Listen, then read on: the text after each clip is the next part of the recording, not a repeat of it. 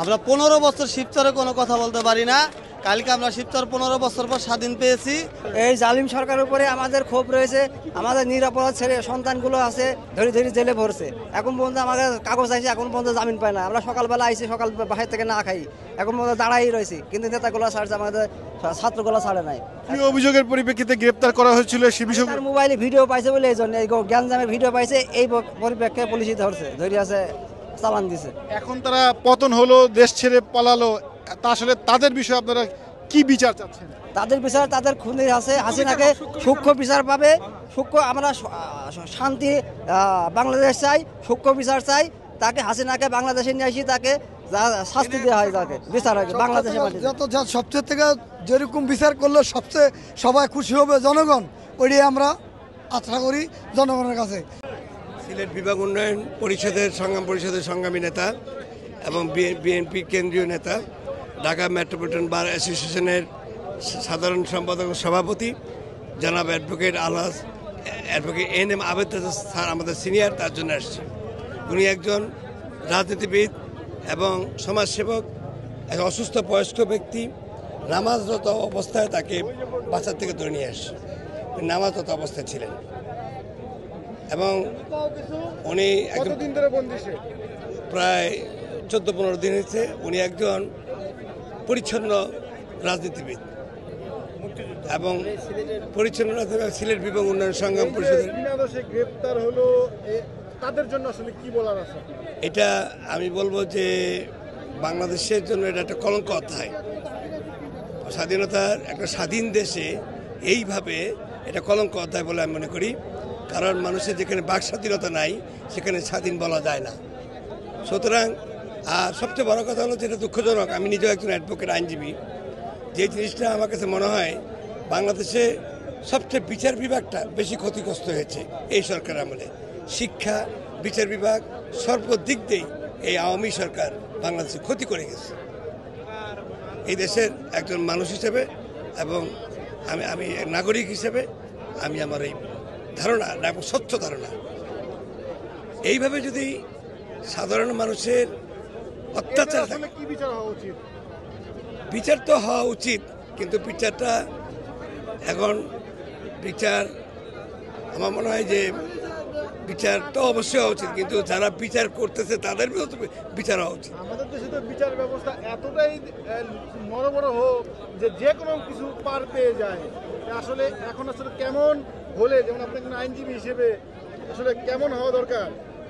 বিচার ব্যবস্থাটা আরেকটু, বিচার ব্যবস্থা প্রকৃত স্বাধীনতা আসা উচিত। বিচারকদের কাছে স্বাধীন থাকা উচিত। বিচারকদেরও তো কোনো দোষারোপ আপনি দিতে পারবেন না, কারণ তারাও স্বাধীন না। আমি রাজনৈতিক মামলা অনেকগুলি করেছি, অনেক বিচারক আছে অপরাধ জোর করে তাদেরকে দিয়ে উচ্চ পর্যায় থেকে তাদেরকে রায় দেওয়া হয়েছে, আদেশ দেওয়া হয়েছে। তারা অনেকে যদি প্রকাশ্যে অপ্রকাশ্যে রায় দিতে রাজি ছিল না, তাদের বিভিন্নভাবে প্রেশার করা হয়েছে। এই থেকে বাঁচতে হবে। আমার একটা পরামর্শ হলো, ভবিষ্যতে যেই সরকারি ফর্ম করুক, যেই ক্ষমতায় আসুক, এই সেক্টরগুলোকে সম্পূর্ণভাবে স্বাধীন দিতে হবে। বিচারকদের স্বাধীনতা থাকতে হবে এবং তাদের নিরাপত্তা থাকতে হবে, সাধারণ মানুষের নিরাপত্তা থাকতে হবে।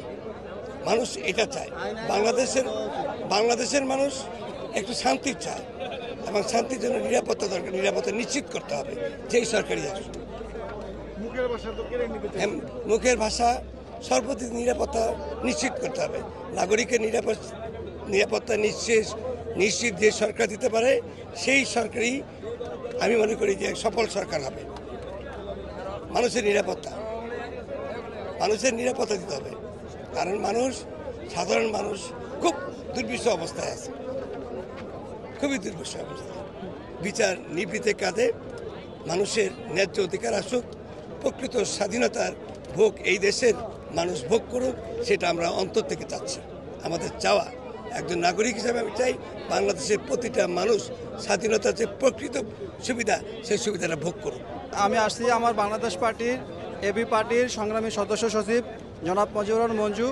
ওনাকে রাত্রেবেলা বাসা থেকে ধরে নিয়ে আসছে। আজকে গতকাল আপনারা জানেন যে গতকালকে স্বৈরাচারী খুনি হাসিনার পদত্যাগ হয়েছে, উনি দেশ থেকে পালাইছে। কালকে আমাদের সারা বাংলাদেশ মানুষ উৎসব করছে। আজকের আমার সকল নেতাকর্মীদের জামিন হয়েছে, এই সকল দলের সকল নেতা জামিন হয়েছে। আজকে আমার নেতা জনাব মুজিবুর রহমান মঞ্জু সাহেব জামিন হয়েছে, এখন বের হবে। আমরা তার অপেক্ষা এখানে আসছি, অপেক্ষা করতেছি, উনি হয়তো বা কিছুক্ষণের মধ্যে বেরিয়ে আসবে।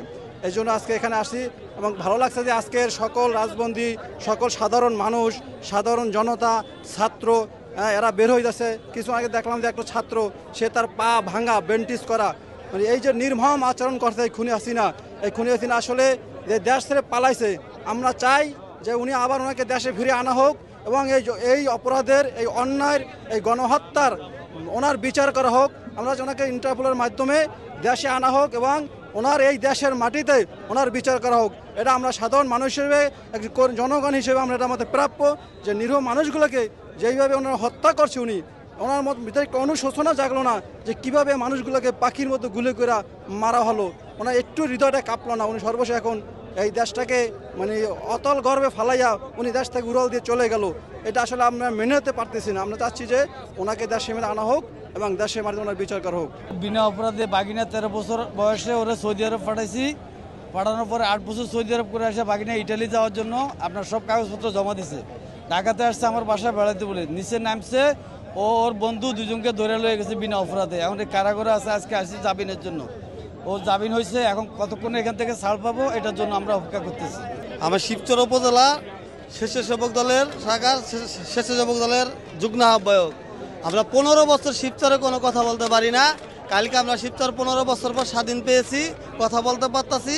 এখানে আমার নেতা দক্ষিণের বিপ্লবী সাধারণ সম্পাদক পাপ্পা শিকদার অ্যারেস্ট করছে, তারা নিতে নিয়ে রিসিভ করতে লিগে আসছি, এই জন্য আসছি। আর আমি বাংলাদেশে যত মানুষকে মারছে, এই মানুষের হত্যার বিচার চাই, এই মানুষের লাশ কী করা হয়েছে এটা জানতে চাই।